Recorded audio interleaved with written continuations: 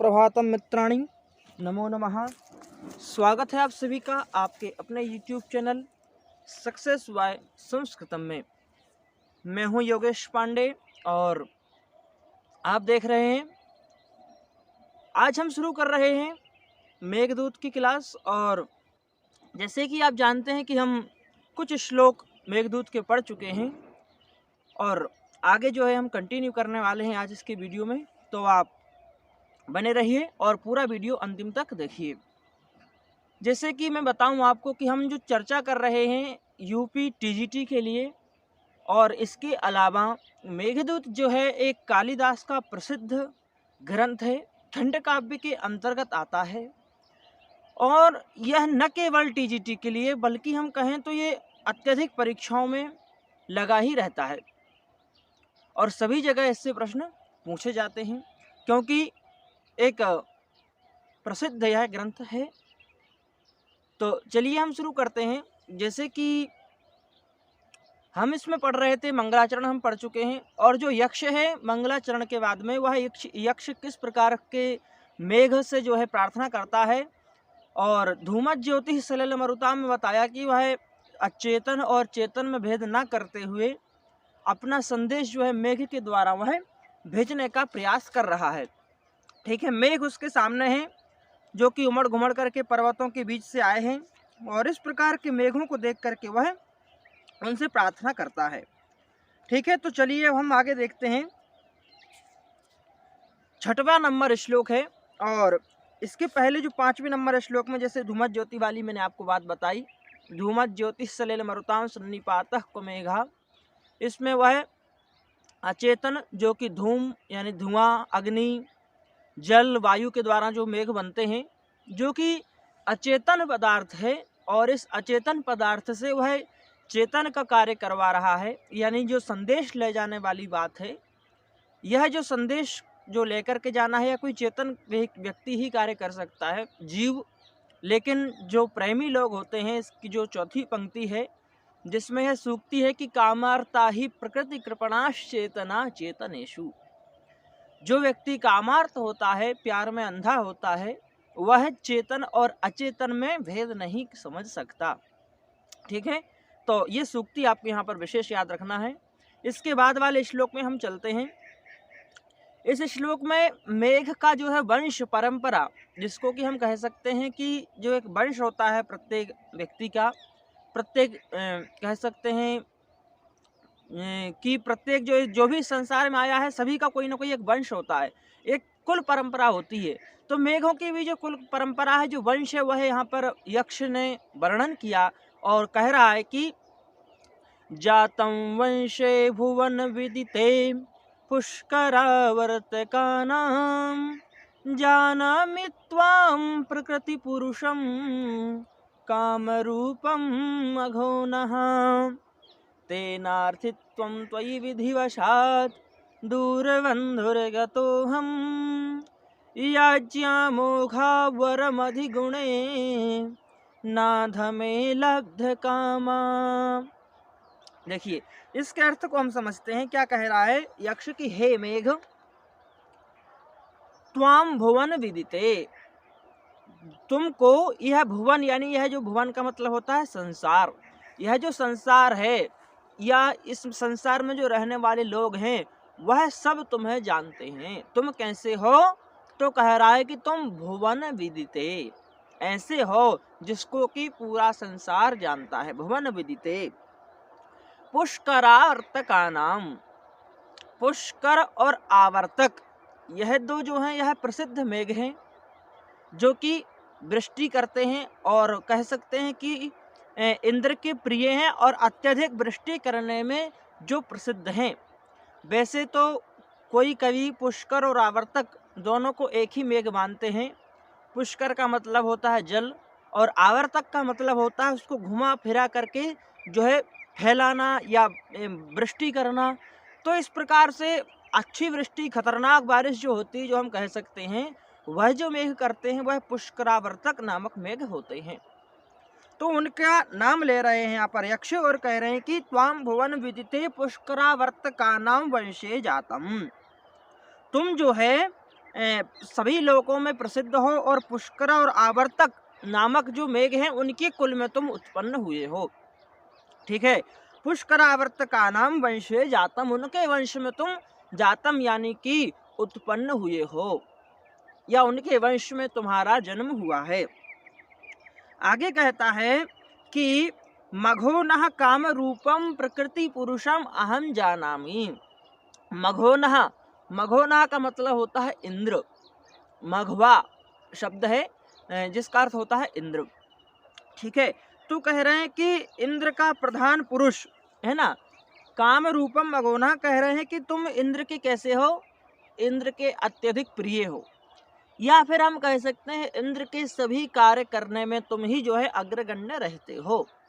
तो इसलिए कह रहे हैं कि मघोनः काम रूपम प्रकृति पुरुषम त्वाम अहम जानामि। हे मेघ, तुम क्या क्या कार्य करते हो, इंद्र के कितने समीप रहते हो, इंद्र के कार्य, या कह सकते हैं प्रकृति पुरुष यानी कि क्या तुम्हारी प्रकृति है, किस प्रकार का, या कह सकते हैं कि तुम्हारी जो प्रकृति पुरुष जो है उन सभी को मैं अच्छी तरीके से जानता हूँ।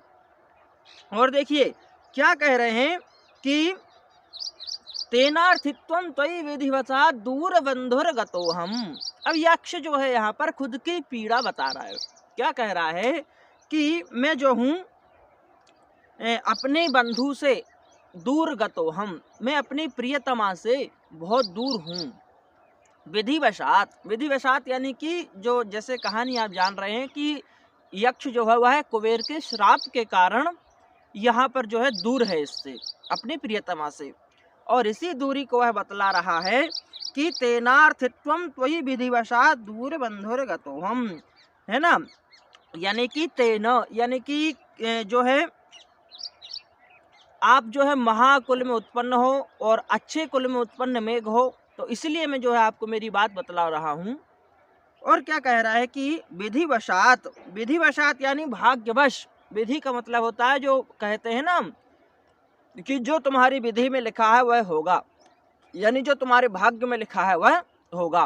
तो विधिवशात यानी भाग्यवशात, बेचारा अपने कर्मों के कारण क्या है, तो कह रहे हैं दूर बंधुगतो हम, यह अपनी बंधु यानी अपनी प्रियतमा से कैसा है, दूर हो गया है, बिछड़ गया है, इसका वियोग हो गया। तो कह रहा है दूर बंधुर्गतो हम, और यांचा मोघा वर मधिगुणे ना धमे लब्ध कामा। ये सूक्ति है, और ये सूक्ति जो है कई बार पूछ ली जाती है कहाँ की सूक्ति है, और कहें तो ये सूक्ति उतनी ही ज़्यादा शास्त्रों में प्रसिद्ध है जितनी ज़्यादा कि हमें यह व्यवहार में, समाज में व्यवहार में भी देखने को मिलती है।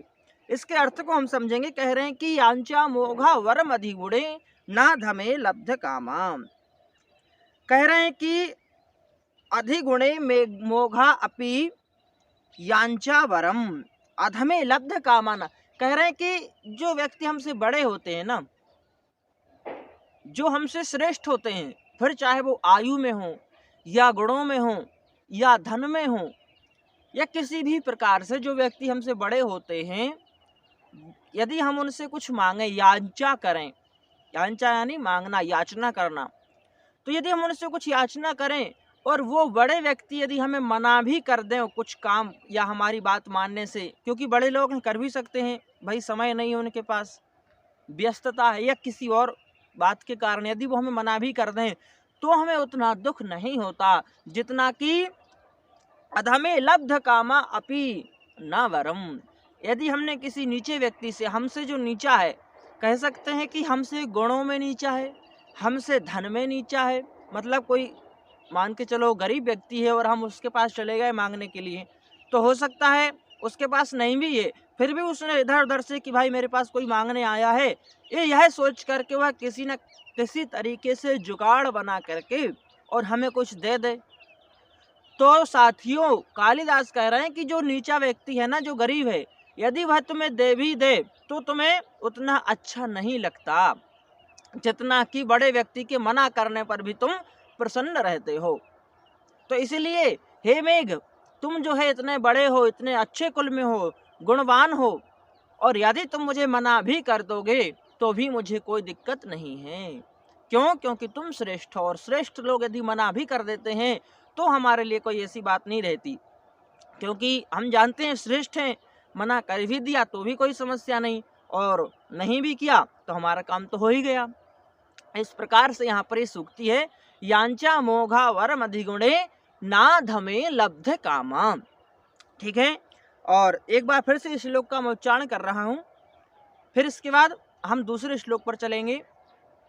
जातं वंशे भुवन विदिते पुष्करावर्तकानां जानामि त्वां प्रकृतिपुरुषं कामरूपं मघोनः तेनार्थित्वं त्वयि विधिवशात् दूरबन्धुर्गतोऽहं याञ्चामोघावरमधिगुणे नाधमे लब्ध कामा। इस प्रकार से, और देखिए यह जो ऊपर वाली 3 पंक्तियां हैं, इसमें पहले यक्ष का जो है कुल का वर्णन कर दिया गया, फिर कह रहा है कि तुम इंद्र के कितने प्रिय हो, इंद्र पुरुष जो है प्रकृति पुरुष है और उसके कितने प्रिय हो मैं जानता हूँ। फिर तीसरी लाइन में कह रहा है कि मैं अपनी जो है विधि भाग्य के कारण अपनी प्रिया से कितने दूर हूँ। और चौथी लाइन में एक बात यहाँ पर सूक्ति के द्वारा बतलाई गई कि मैं जो है इस प्रकार से बिछड़ा हुआ हूँ, और तुम यदि मेरी बात को मान लोगे तो अच्छा होगा, और नहीं मानोगे तो तुम श्रेष्ठ कुल में उत्पन्न हुए हो, कोई बात नहीं यदि मना भी कर दोगे तो। इस प्रकार से चौथी बात में जो है सिद्धि हुई, और इसी सिद्धि के कारण इसमें अर्थांतरन्यास अलंकार भी हुआ। ठीक है, मंदाक्रांता छंद है, ये सभी आप लोग जानते हैं, पूरे मेघदूत में मंदाक्रांता छंद ही है। ठीक है, अब देखिए ये बात तो हो गई कि उसने कह दिया कि जो है आप मेरी बात मान लो, यक्ष ने कहा मेरी बात मान लो, मेरा जो संदेश है वह है, या फिर जो मैं आपसे याचना कर रहा हूँ उस याचना को आप जो है मान लो, मैं जो आपसे मांगने आया हूँ वह मुझे आप दे दो, क्योंकि आप इस प्रकार की कुल में वंश में उत्पन्न हुए हो और मना नहीं करोगे। इस प्रकार से याचना करने के बाद कालिदास नेक्स्ट श्लोक में लिखते हैं कि अब देखिए थोड़ी सी यहाँ पर बड़ाई भी कर रहे हैं मेघ की, और कहते हैं संतप्तानां त्वमसि शरणं तत्पयोद प्रियाया संदेशं मे हर धनपति क्रोध विश्लेषितस्य गंतव्या ते वसतिरल्का नाम यक्षेश्वराणां बाह्योद्यानस्थित हरशिरा चंद्रिका धौतहर्म्यां। क्या कह रहा है यक्ष कि हे मेघ, हे पयोद, पयोदः का मतलब होता है मेघ, पयः ददाती यानी जो जल की बरसात करता है, जो हमें पीने के लिए, खेती के लिए और हमारे सभी कार्यों के लिए जो हमें जल देता है, इसलिए हे पयोदः, हे मेघ, संतप्तानां त्वमसि शरणम, केवल तुम ही शरण हो। शरण का मतलब होता है रक्षक। किसके? तो कह रहा है कि संतप्तानाम, जो संतप्त हैं, जो पीड़ित हैं। कैसे पीड़ित हैं? तो देखिए पीड़ित व्यक्ति अपने हर कार्य में कोई ना कोई पीड़ित होता है, लेकिन मेघ से कौन पीड़ित, मतलब मेघ किसकी पीड़ा को दूर करता है? तो यहाँ पर कौन पीड़ित हुए? तो पहला तो देखिए हम लेंगे हमारे जो अन्नदाता हैं, जो हमारे किसान हैं। सबसे पहले तो वो गर्मी से, या हम कह सकते हैं कि जो मौसम होता है उस मौसम में अत्यधिक उनके खेत सूख जाते हैं, और फिर जब तक बरसात नहीं होती, जब तक वह खेती नहीं करते, आगे की करेंगे कैसे? जल की आवश्यकता है। तो सबसे पहले उनकी पीड़ा दूर करता है मेघ। जैसे ही श्रावण आषाढ़ का महीना आता है, बरसात होती है, उससे उन किसानों की जो है पीड़ा दूर होती है।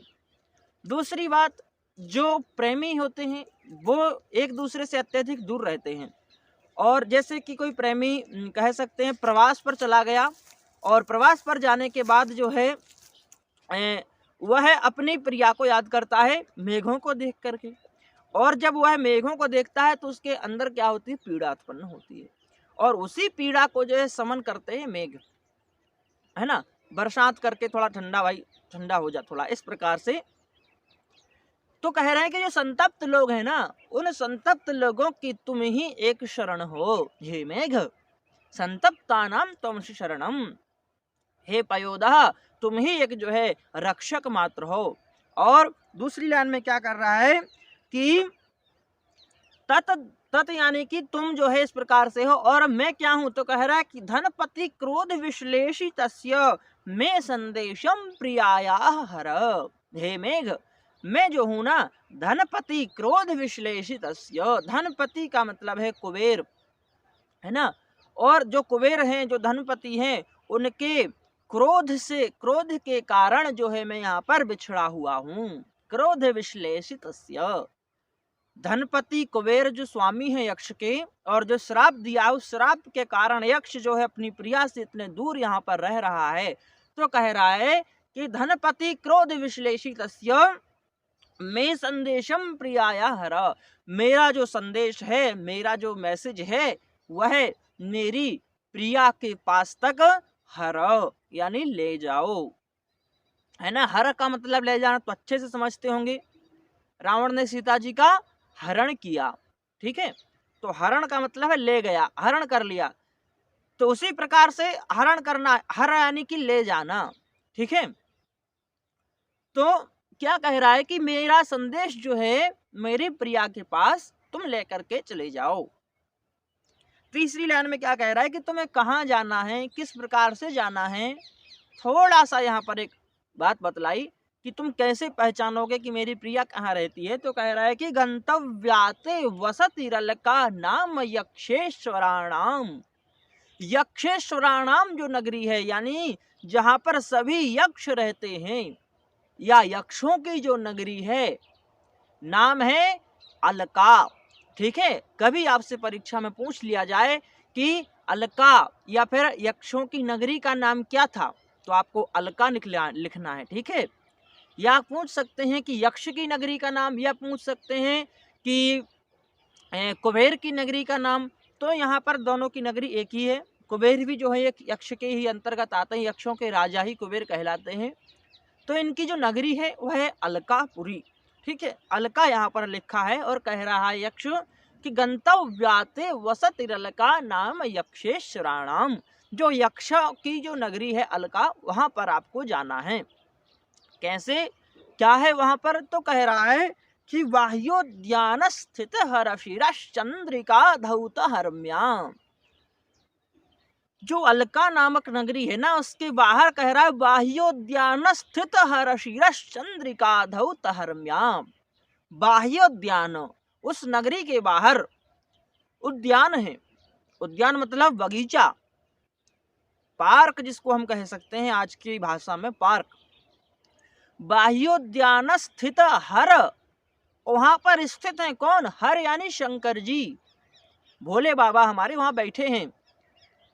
और कैसे हैं भोले बाबा, तो कह रहे हैं कि हर शीरस चंद्रिका, उनके सिर में चंद्रिका यानी कि चंद्रमा जो है ना, वह चंद्रमा विराजमान है। और हर शीरस चंद्रिका धौत हरम्या, और भगवान भोलेनाथ के सिर में जो चंद्रमा विराजमान है, उस चंद्रमा की चंद्रिका से यानी कि प्रकाश से क्या हो रहा है, तो कह रहा है धौत हरम्या, यानी कि प्रकाशित हो रहे हैं। हरम्या यानी कि वहाँ की बड़ी बड़ी अट्टालिकाएं, बड़े बड़े महल, बड़े बड़े भवन जो है ना अलकापुरी में, वो सभी प्रकाशित हो रहे हैं। देखिए क्या वर्णन कर रहे हैं यहाँ पर कालिदास। एक उद्यान बनाया, उद्यान में शंकर जी को बैठाया, शंकर जी के सिर में चंद्रमा तो ऑलरेडी बैठा ही है, उसके प्रकाश से अपनी अलकापुरी जो है प्रकाशित कर दी, ठीक है। तो मुझे लगता है समझ में आ गया होगा। एक बार फिर से मैं शॉर्टकट में दोनों श्लोकों का अर्थ आपको बताऊंगा, फिर इसके बाद हम आगे चलेंगे।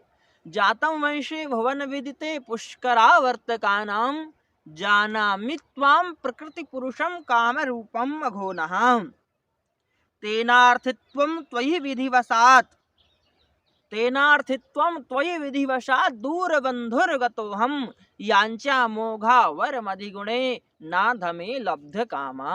हे मेघ, तुम जो है पुष्करावर्तक नामक कुल में उत्पन्न हुए हो। जो कैसे हैं पुष्करावर्तक, तो कह रहे हैं भुवन विदिते, इस लोक में भुवन में प्रसिद्ध हैं पुष्कर और आवर्तक नामक मेघ, जिसमें आपका जन्म हुआ।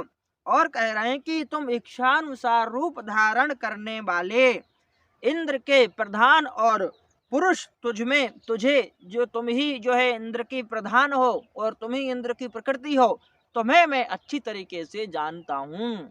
जानामि त्वाम, मैं तुम्हें अच्छे तरीके से जानता हूँ, और इसलिए मैं जो है अपनी पत्नी से वियोग के कारण यहाँ बैठा हूँ। तेनार्थित्वम त्वयि विधिवशा दूर बंधुर्गतो हम, है ना। अर्थित्वम का मतलब है याचक भाव, यानी मैं किस प्रकार से जो है यहाँ परेशान हूँ, मेरी कुछ थोड़ी बहुत बात मान लो। जैसे लॉकडाउन में उदाहरण देता हूँ आपको। लॉकडाउन में कह सकते हैं कि बहुत सारे विद्यार्थी, बहुत सारे मजदूर बेचारे फंस गए थे शहरों में। उनको अपने घर जाने के लिए, जो जहाँ मजदूरी करता था वो वहीं फंस गया। अब जब वह अपना घर जाना है तो भाई न्यूज आई, सरकार ने कहा कि आपको परमिशन लेकर के जाना है। अब वो परमिशन लेने के लिए कोई एसडीएम के पास जा रहा है, तो कोई जो वहाँ का नोडल अधिकारी है उसके पास जा रहा है, और क्या कह रहा है कि हे अधिकारी, मुझे जो है आज्ञा दे दो जाने के लिए। और जब तक वो आज्ञा नहीं दे रहे हैं बेचारे, जब तक वो जहाँ बैठे हैं वो वहाँ परेशान है, उनके घर वाले इधर परेशान है, यानी कि दोनों किस प्रकार से परेशान हैं। वही दशा यक्ष की भी हो रही है। और इस प्रकार से परेशान होने के बावजूद उनका जो आप देखेंगे जो मजदूर थे बेचारे, या फिर जो हम कह सकते हैं बहुत सारे स्टूडेंट फंसे हुए थे, बहुत सारे छात्र कई जगह फंसे हुए थे, और वो उस समय जो है एसडीएम या फिर और जो भी अधिकारी थे उनसे किस प्रकार से याचना करते थे कि हमें जो है अपने घर के लिए हमारी व्यवस्था करा दो, बस की व्यवस्था करा दो, आदि आदि किस प्रकार से बेचारे परेशान हो रहे थे। वही बात यक्ष, और यक्ष जा नहीं सकता। क्यों नहीं जा सकता? इसको जो है 12 महीने का लॉकडाउन है, श्राप मिला है कि तुम 12 महीना दूर ही रहोगे अपनी प्रिया से। तो बेचारा क्या करे, तो वह एक संदेश भेज रहा है। अपने पास तो मोबाइल दिन भर बात करो, रात भर बात करो, उसके पास बेचारे के पास मोबाइल नहीं था, और दूर इतना था कि कौआ भी उसका जो है वो मैसेज लेके नहीं जा सकता था, क्योंकि उसके पास कागज नहीं था लिखने के लिए। तो वो क्या कह रहा, वो मेघों को ही, और कारण यहाँ पर दूसरा ये था कि बेचारा जब आषाढ़ का महीना आया, उसने गर्मी तो काट ली, ऐसे तैसे ठंड भी काट ली, बरसात का उसका मौसम उससे देखा नहीं गया, तो बोले अब मैं और नहीं रह सकता, अब तो मुझे जो है कुछ ना कुछ, मैं रह भी गया तो मेरी जो अबला है, देखिए एक अबला शब्द आया था कि मेरी जो अबला है वो नहीं रह पाएगी जब तक या मैं संदेश ना दूं, या फिर मैं उसको किसी ना किसी प्रकार से ना बतला दूं कि तू जो है थोड़ी शांति और रख, बस मैं आने ही वाला हूं कुछ ही दिन में। इस प्रकार से वो परेशान होकर के बेचारा संदेश भेजता है। तो मेघों से कह रहा है आर्थिक भाव से, याचना की भाव से कि जो है हे मेघ, मेरा संदेश आप लेकर के चले जाओ।